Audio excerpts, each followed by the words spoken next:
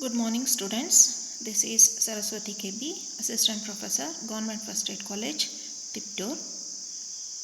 This is the 14th session of the video and a continued part of the plot overview which we had seen in the 13th session.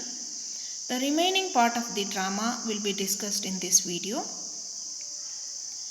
In the last video, we learnt how the way in which Singe presents the most harsh and crippling realities of Aran Islanders is striking.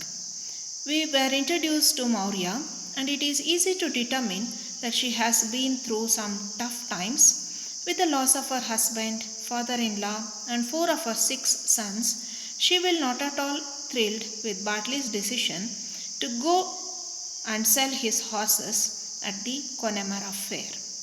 Nora and Kathleen, her 2 daughters, make an important selfish decision to hide the clothes the priest gave to Nora, that is, presumably Michael's, one of her 2 sons left that had died at sea. Now she has decided to go and meet Bartley so that she can give her blessings to him and the bread which he has not carried. With Maurya gone after Bartley, Kathleen and Nora have their chance to look through the bundle. Cutting through the knots, they take out the bit of stocking. After counting the stitches in the stocking, they realize it must indeed be Michael's, for Nora remembered dropping 4 stitches when making it. They are overcome with grief at the knowledge that Michael is drowned, lamenting that there is nothing left of his body but a bit of an old shirt and a plain stocking. It is fairly apparent that Michael has died at sea. Kathleen and Nora finally have evidence of his death. It is noteworthy how anonymous this evidence is. The only sign that the clothes belong to Michael is actually unrelated to him. It is Nora's stitches which help to identify that the clothings are of Michael's. There is no body and no direct evidence of him. It is as though the sea has subsumed his whole being.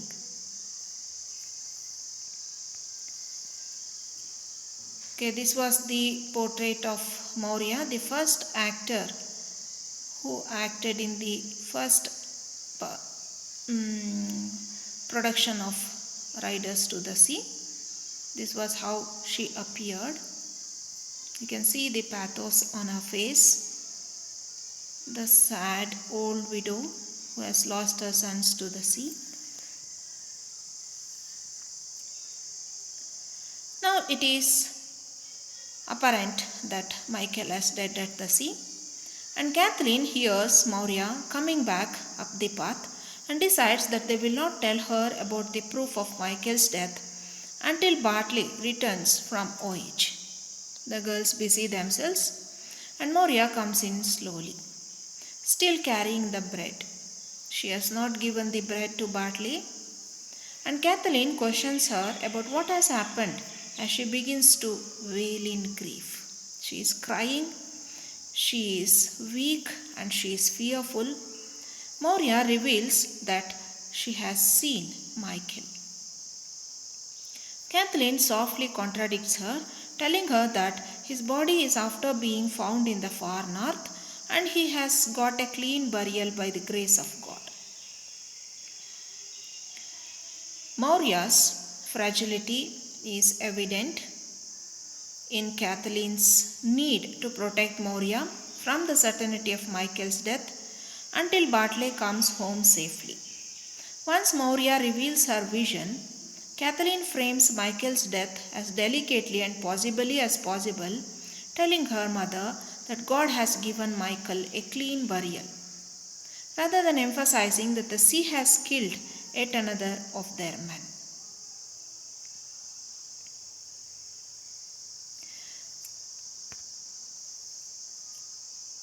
Maurya is grief-stricken and oblivious to her surroundings, recounts the way in which her sons, husband, father-in-law have died on the sea. Nora and Kathleen hear someone crying out in the seashore. Old women begin to come into the house and kneel down. Moria asks Kathleen who has died and wonders how they would know if it was Michael after being so long in the sea.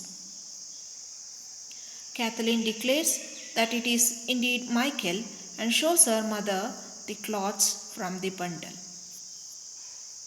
The suffering Moria and her family has endured over the years becomes even more heart-wrenchingly clear through Moria's list of the dead. The fact that a procession of old women are bringing in the body underscores the unnatural age distribution on the island. The young men are dying, but the old are still alive. But the fact is, it is not Michael whose dead body is brought, but indeed it is Bartley who is dead. More people enter the cottage, the villagers come to their home, and Bartley's body is carried on a plank with a bit of sail covering it.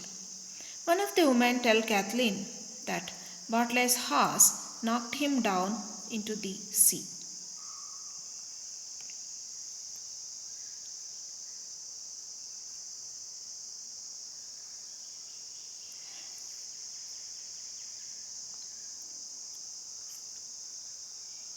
The men enter and put Bartley on the table. A woman explains that his pony knocked him into the sea and he was washed out to the white rocks. The women wail and Moria kneels at the head of the table.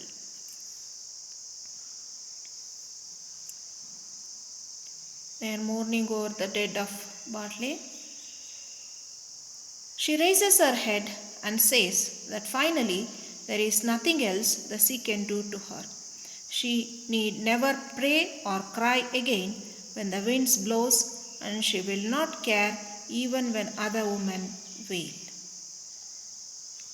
That is the grief-stricken Moria and her family.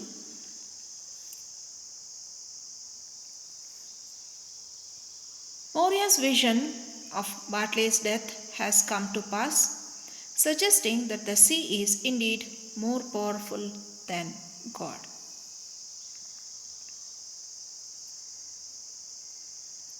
In the end of the play, we see the play ends with the death of Bartley. And then Moria suggests that the sea is indeed more powerful than God. Kathleen reflects on how old and broken Moria has become, and Moria prays for the souls of her sons and of everyone left living in the world.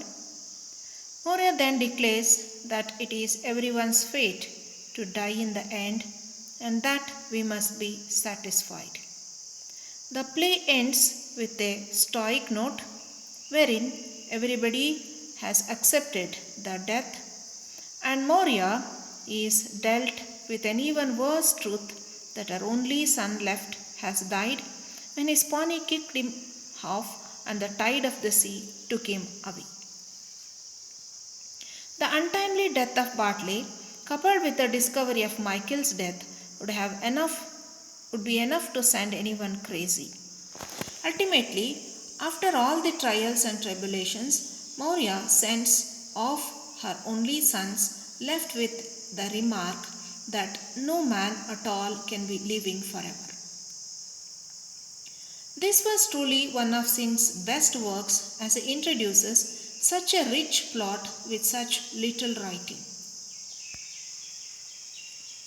He was able to tell us a story that could be told for centuries in such short amount of time and still give somewhat of the same impact as reading a Shakespearean tragedy.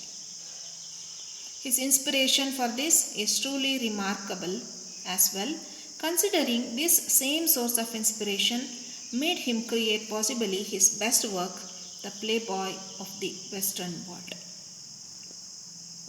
Dear students, here comes the end of the story, and we learned how the various characters keep on brooding on various themes which will be dealt in the next session. The next video will be on the themes of Riders to the Sea. Thank you.